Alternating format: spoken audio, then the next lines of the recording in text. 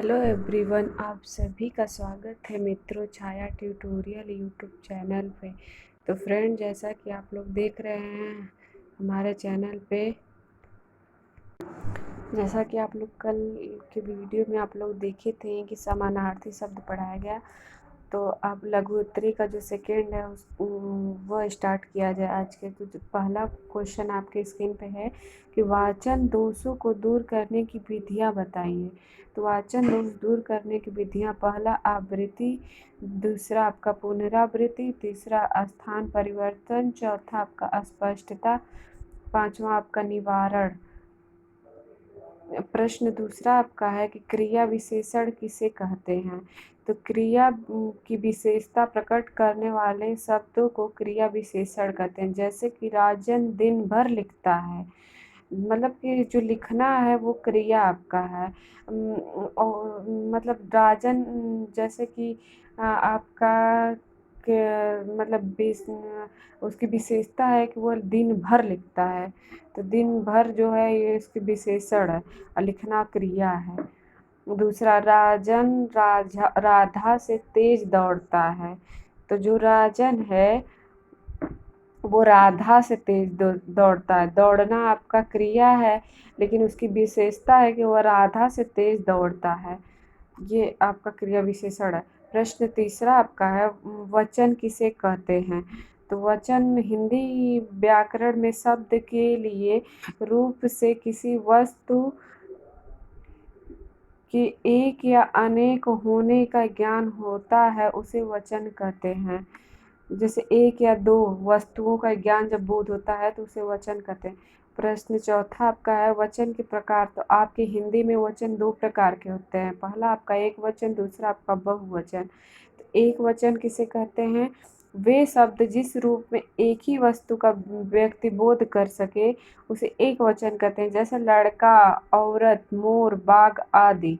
और बहुवचन आपका क्या है, जैसे कि जिस शब्द के रूप में बहुत से व्यक्ति अथवा वस्तु का बोध होता है उसे हम बहुवचन कहते हैं। जैसे घोड़े, बालकों आदि। प्रश्न पांचवा आपका है कि सदा एक वचन के लिए प्रयुक्त होने वाले शब्दों को बताइए।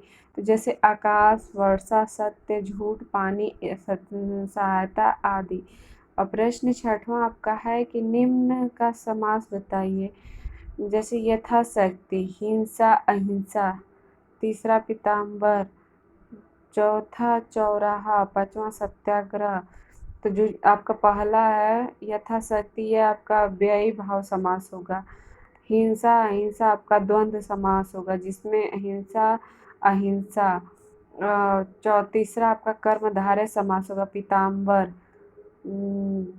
जिसका चौराहा, जिसमें द्विगु समास होता है, जिसमें चौराहा चार राहों का रास्ता, तो उसको चौराहा द्विगु समास। पांचवा आपका सत्याग्रह जो तत्पुरुष समास है। प्रश्न आपका सातवां जो है कि सु, अन, फिर दू, को, अब से बनने वाले उपसर्ग। जैसे सु से सुफल, सुयोग्य, सुंदर, सुयश। फिर अन से आपका अनायास, अनपढ़, अनमोल, अकेला, अन्यास, ये सब बनेगा। दू से दुर्बल, दुबला। फिर दुष्कर। कु से आपका बनेगा कुरूप, कुकर्म, कुपूत। अभि से अभिभावक, अभिमान, अभिहित, अभिमन्यु होगा। फिर प्रश्न आठवां आकर निम्न में प्रत्यय बताइए।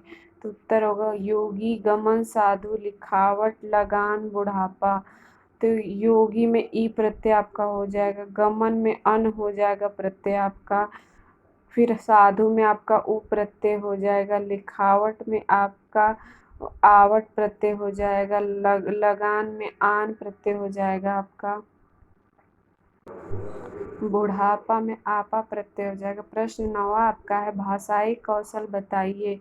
तो भाषाई कौशल आपके हैं सुबोपाली, अर्थात सुनना, बोलना, पढ़ना, लिखना। सबसे पहले सुनेंगे, फिर बोलेंगे, फिर पढ़ेंगे, तब लिखेंगे, आपका भाषाई कौशल है। प्रश्न 10वां आपका है, पठन क्या है? पठन का सोपान बताइए। तो पठन का अर्थ होता है,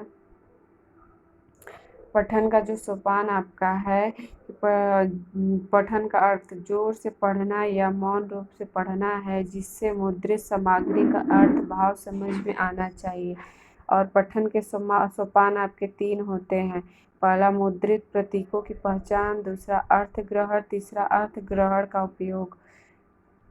क्वेश्चन आपका 11 है कि प्राथमिक स्तर की शिक्षा की समाप्ति पर बालकों को पठनगत अपेक्षाएं बताइए, जैसे कि चित्र पठन आपका, दूसरा शब्द पठन, तीसरा शाब्दिक पठन, चौथा वर्णन पठन।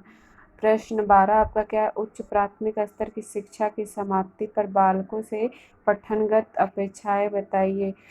उत्तर पहला, जैसे कि चिंतनात्मक पठन, सृजनात्मक पठन। सृजनात्मक मतलब होता है कि अपनी सोच को बढ़ाना और कुछ अलग सोचना, वो सृजनात्मक सोच होता है। प्रश्न आपका 13 है कि उच्चारण के दोष बताइए। तो उच्चारण के दोष आपके निम्न हैं, जैसे कि पहला आपका रुक रुक कर बोलना, दूसरा आपका गदगद स्वर से बोलना, फिर दीनता के स्वर में बोलना, गा गा कर बोलना, फिर आपका 5वां है मुख के भीतर बुदबुदाते हुए बोलना। ये आपके उच्चारण के दोष है। प्रश्न 14वां आपका पठन में दक्षता अवरोध का कारण बताइए। पढ़ने की कला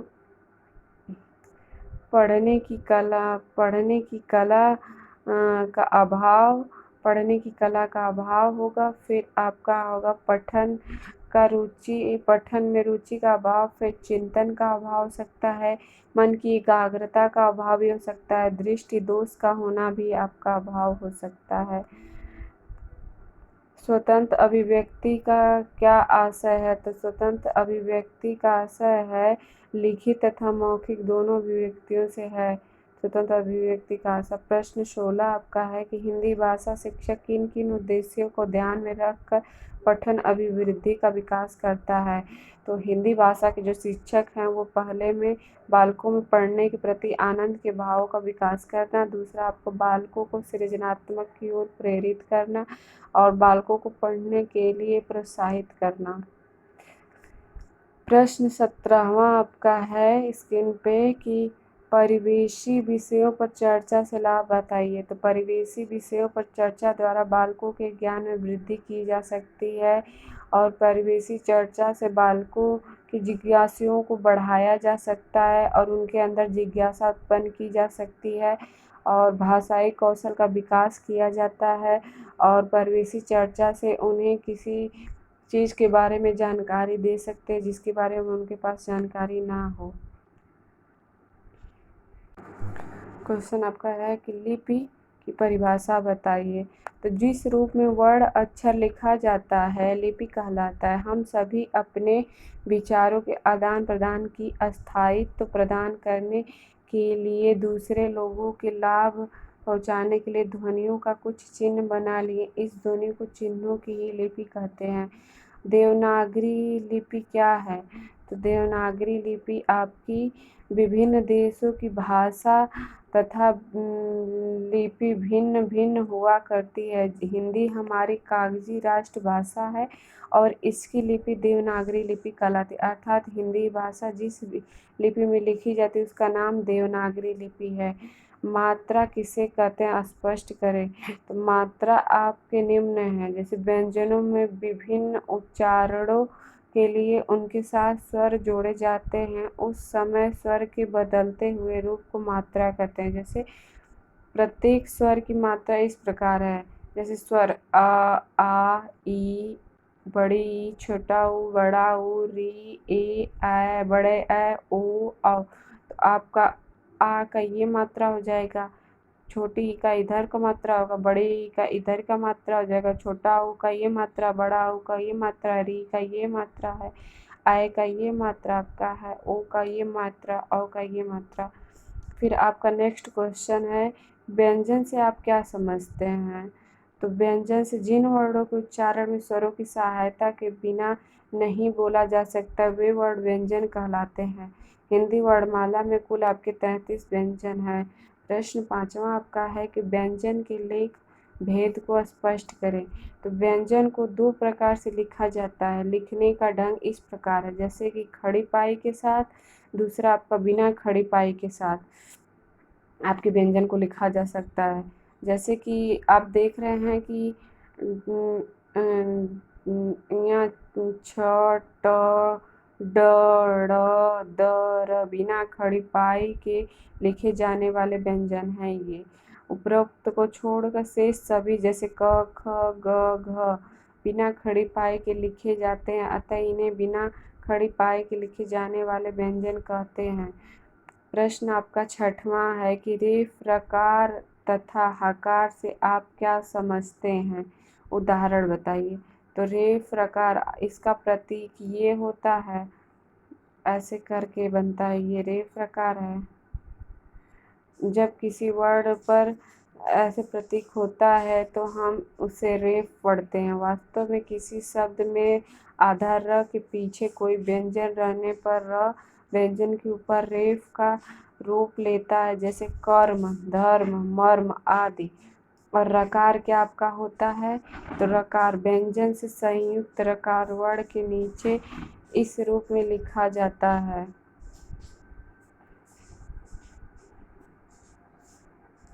जैसे आपका हो गया चक्र, वज्र, राष्ट्र, ये आपका। और हकार क्या होता है? तो हकार का उदाहरण नीचे दिया गया है, ब्रह्म, ब्रह्मा, ब्राह्मण, ब्राह्मण, ये आपका हकार का चिन्ह है। शब्द किसे कहते हैं? समझाइए। तो शब्द अथवा अक्षर अथवा अक्षरों से निर्मित सार्थक एवं स्वतंत्र ध्वनि अथवा ध्वनि समूह को शब्द कहते हैं। वास्तव में शब्द एक अथवा अनेक अक्षरों के योग से बनता है, जैसे कि राम कहाँ जाता है, सोहन कहाँ जाता है, राधा कहाँ जाती है, ये सब आपके एक शब्द हैं। इसमें 4 शब्द हैं, जैसे राम एक शब्द हो गया, कहाँ एक शब्द हो गया, जाता है, फिर है, ये सब आपके शब्द। हिंदी में लगभग 2 लाख शब्द बताए जाते हैं। इसमें से 85% शब्द हिंदी तथा भारतीय भाषाओं के हैं और 15% शब्द विभिन्न विदेशी भाषाओं से हैं। 8वां क्वेश्चन आपका है कि पर्यायवाची शब्द समानार्थी किसे कहते हैं? उदाहरण बताइए। उत्तर, समान अर्थ वाले शब्द पर्यायवाची शब्द कहलाते हैं, जैसे अग्नि, आग, पावक, अनल, हाथी, गज, मतंग, वितुर। प्रश्न 9वां आपका है कि विलोम शब्द किसे कहते हैं? उदाहरण बताइए। तो विलोम शब्द का अर्थ है उल्टा या विपरीत। किसी एक शब्द का विपरीत या उल्टा अर्थ बताने वाले शब्द का उसका विलोम या विपरीतार्थक शब्द कहलाता है। जैसे शब्द है, ये आपका विलोम शब्द। अजल का निर्जल होगा, वैष्ठि का समष्टि होगा, संश्लेषण का विश्लेषण होगा, अवनति का उन्नति होगा, शब्द आकर्षण का विकर्षण होगा, शुष्क का आर्द्र होगा, अनुग्रह का विग्रह होगा। प्रश्न 10वां आपका है, निबंध किसे कहते हैं? स्पष्ट कीजिए। तो निबंध गद्य की वह विधा निबंध कहलाती है जिसमें लेखक अपने विचारों तथा भावों को संगठित तथा कसावट के साथ प्रयुक्त करता है। जैसे गेहूं बना गुलाम, ये भी एक निबंध है, जो कि रामवृक्ष बेनपुरी जी का है, चिंतामणि रामचंद्र शुक्ल जी का है, अशोक के फूल हजारी प्रसाद द्विवेदी जी का है। प्रश्न 11 आपका है कि सरल वाक्य किसे कहते हैं? तो सरल वाक्य, जिस वाक्य में केवल एक ही क्रिया हो सरल वाक्य कहलाता है। जिस वाक्य में एक ही क्रिया हो वह सरल वाक्य आपका कहलाता है। जैसे रतन पुस्तक लिखता है, मोहन चाय बना रहा है, यह आपके सरल वाक्य हैं। प्रश्न 12 आपका है कि संयुक्त वाक्य किसे कहते हैं? स्पष्ट करें। तो वह वाक्य जिसमें 2 या 2 से अधिक उपवाक्य हों और वे उपवाक्य किसी संयोजक जैसे और, आदि, लेकिन, किंतु, परंतु द्वारा जुड़े हों, संयुक्त वाक्य कहलाते हैं। जैसे कि मोहन को घर जाना चाहिए किंतु वह नहीं गया, यह आपका संयुक्त वाक्य है। प्रश्न 13 आपका क्या दिया है कि मिश्रित वाक्य किसे कहते हैं? स्पष्ट करें। तो वह वाक्य मिश्रित वाक्य कहलाता है जिसमें एक प्रधान वाक्य के साथ एक एक से अधिक उपवाक्य जुड़े हों, जैसे संग प्रमुख आते ही सभी स्वयं सेवक खड़े हो गए। उन्होंने देखा कि सभी स्वयं मुस्कुरा रही है। आपके मिश्रित वाक्य हैं। प्रश्न 14वां, मूल्यांकन किसे कहते हैं? अधिगम की संप्राप्ति किस स्तर तक पहुंची, इसकी जानकारी लेना ये मूल्यांकन है। मौलिक मूल्यांकन किसे कहते हैं? तो मौलिक मूल्यांकन वह मूल्यांकन है जिसमें व्यक्ति अथवा विषय वस्तु के मौलिक गुणों या मौलिकता की जांच किया जाता है। प्रश्न आपका 16 है कि प्रेक्षात्मक मूल्यांकन किसे कहते हैं? तो प्रेक्षात्मक गुणों का अंकन ही प्रेक्षात्मक मूल्यांकन कहलाता है। प्रश्न आपका 17 है कि संयोग परलोक निरामिष को विलोम बताइए। तो संयोग का विलोम वियोग, परलोक का लोक तथा निरामिष का समीश होगा। और प्रश्न 18, उन्नति तथा कृतज्ञ का विलोम बताइए। तो उन्नति का औन्नति तथा कृतज्ञ का कृतघ्न। प्रश्न 19 आपका है कि निम्नलिखित शब्दों के पर्याय लिखें। सूर्य, कमल।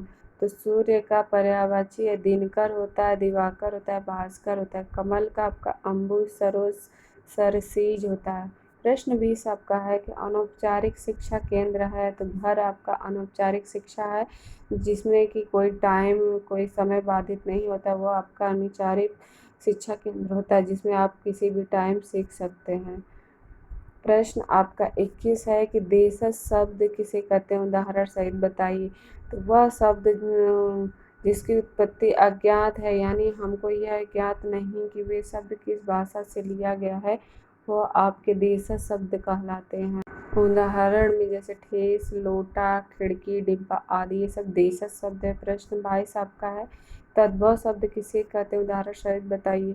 तो तद्भव शब्द वे शब्द जो संस्कृत के हैं किंतु धीरे धीरे उनके रूप बदल गए हैं और हिंदी में प्रयुक्त होते हैं, तद्भव कहलाते हैं। उदाहरण आम, हाथ, आग, नंगा आदि ये आपके तद्भव शब्द हैं। प्रश्न आपके 23 हैं तत्सम शब्द किसे कहते हैं? उदाहरण सहित बताइए। तो वे शब्द जो संस्कृत शब्द हैं और ये शब्द उसी रूप में ही प्रयोग किए जाते हैं, जैसे उदाहरण नग्न, हस्त, अग्नि, आम्र आदि। प्रश्न आपका 24 है रूढ़ शब्द किसे कहते हैं? उदाहरण सहित बताइए। तो रूढ़ वे शब्द होते हैं जो शब्द योग से नहीं बनते, जैसे आम, कान, कलम आदि ये आपके रूढ़ शब्द हैं। प्रश्न आपका 25 है कि यौगिक शब्द किसे कहते हैं? तो उदाहरण सहित बताइए। जो शब्द योग से बनते हैं उन्हें यौगिक शब्द कहते हैं, जैसे विश्वविद्यालय, पुस्तकालय, पुस्तक धन आलय से मिलकर पुस्तकालय, छात्र धन आवास से छात्रावास मिल बनता है। प्रश्न आपका 26 है कि योग रूढ़ शब्द किसे कहते हैं? उदाहरण सहित बताइए। तो उत्तर आपका हो जाएगा जो शब्द दो या दो से अधिक शब्दों से योग से बनते हैं पर समानार्थ छोड़कर विशेष अर्थ देने लगते हैं उन्हें हम योग रूढ़ कहते हैं, जैसे कि पंकज, जलद ये आपके योग रूढ़ हैं। प्रश्न आपका 27 है कि मुहावरा तथा लोकोक्तियों में अंतर बताइए। तो मुहावरा आपका एक साइड है, ये लोकोक्तियाँ या कहावत इसको भी कहते हैं। जैसे आपका पहला मुहावरा स्वतंत्र प्रयोग नहीं होता, दूसरा आपका है कि तो इसका होगा लोकोक्ति का स्वतंत्र प्रयोग होता है, ये आपका कहावत है। मुहावरा वाक्यांश है, तो दूसरा आपका कहावत वाक्य है। प्रश्न 28 आपका है कि देवनागरी लिपि की विशेषता बताइए। तो देवनागरी लिपि की निम्नलिखित विशेषता है। वर्णों का बनावट सरल और सुंदर। फिर दूसरा आपका है कि देवनागरी लिपि में जो बोला जाता है ठीक वही लिखा जाता है। प्रश्न तीसरा तीसरी विशेषता आपकी है देवनागरी लिपि को आसानी से सीखा जा सकता है। प्रश्न 29 आपका है कि अनुस्वार के प्रयोग का नियम बताइए। तो पहला, अनुस्वार का प्रयोग केवल अंतस्थ और ऊष्म वर्णों के साथ होता है। दूसरा आपका शेष वर्णों के साथ अनुस्वार के स्थान पर वह वर्ण जिस वर्ग से संबंधित है उस वर्ग का पंचम वर्ण प्रयुक्त होगा। नेक्स्ट क्वेश्चन आपका है 30वां, संस्कृत भाषा की लिपि कौन सी है? तो संस्कृत भाषा की लिपि नागरी लिपि है। प्रश्न 31 है, तुकांत किसे कहते हैं? वे शब्द जिनका समान रूप से समाप्ति होता है तुकांत कहलाते हैं, जैसे कि देश, प्रदेश, शक्ति, भक्ति, अमर, अजर आदि आपके तुकांत शब्द हैं। अतुकांत शब्द किसे कहते हैं? तो अतुकांत शब्द वे शब्द जिनका समान रूप से समाप्ति न हो अतुकांत शब्द कहलाते हैं, जैसे नमक, प्रेम, जन्म, साहस आदि। प्रश्न आपका 33 है, पठन किसे कहते हैं? स्पष्ट करें। तो पठन अंग्रेजी शब्द रीडिंग का हिंदी रूपांतरण है। पठन का अर्थ है पढ़ना। संस्कृत के पठ धातु में श्रुति प्रत्यय जोड़कर पठन शब्द बनता है। जैसे भाषाई कौशल के क्रम में पठन तीसरे कम क्रम पर आता है, भाषाई कौशल है। सुबोपाली अर्थात सुनना, बोलना, पढ़ना, लिखना। किसी भाषा के लिखित अंश का उच्चारण करना पठन कहलाता है, जैसे डिसेंट के अनुसार। क्या कहे हैं? डिसेंट पठन लेखक द्वारा उद्दृष्ट सुलिखित सुवर्णित प्रतीकों को किसी के अनुभव की विधि से उनको संबंधित करके सार्थकता देने की प्रक्रिया है। प्रश्न आपका 33 है कि लेखन क्या है? लेखन क्या है? स्पष्ट करें। तो लेखन वह विधि है अंग्रेजी शब्द के राइटिंग का हिंदी रूपांतरण है। लेखन का अर्थ है लिखना, भाषाई कौशल। सुबोपाली का चौथा क्रम लिखना, जो कि कुछ भी हम बोलते हैं उसे प्रतीकों अक्षरों के रूप में व्यक्त करना ही लेखन कहलाता है। उच्चारित ध्वनियों के प्रतीकों अक्षर के माध्यम से व्यक्त करना ही लिखना या लेखन कहलाता है। और सबसे ये आपके बहुत इम्पॉर्टेंट क्वेश्चन है, जैसे चौथे पठन का महत्व हर साल पूछता है, ये आप लोग नोट कर लीजिए इम्पॉर्टेंट में और इसको पढ़ भी लीजिए। जैसे पठन के महत्व नीचे दिए गए हैं जो कि निम्न है। पठन से बच्चों को शुद्ध उच्चारण क्षमता में वृद्धि होता है। पठन से बच्चों में बौद्धिक विकास होता है। पठन से बच्चों की शब्द भंडार में वृद्धि होता है। पठन से बच्चों में बोलने एवं भाषा कला करने में पारंगत होते हैं। पठन से बच्चे के शब्द भंडार में वृद्धि होता है। वह निरंतर पठन से बच्चों में पूर्ण विधि से पढ़ने की क्षमता उत्पन्न होती है। पठन से बच्चों में विन्यास क्षमता वृद्धि होती है और पठन से बच्चों में नवीन बातों विचारों एवं अन्य का समावेश होता है। तो थैंक यू फ्रेंड। फिर अब अगले नेक्स्ट डे आपका और क्वेश्चन कराया जाएगा और पठन से आपसे आप उच्चारण हेतु बालाघात का अभ्यास हो जाता है। तो कल आपको लेखन का महत्व समझाया जाएगा और जो बचा है वो क्वेश्चन करवा दिया जाएगा।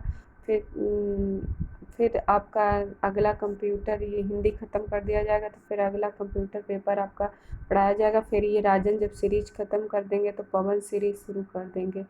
फिर thank you friend, thank you.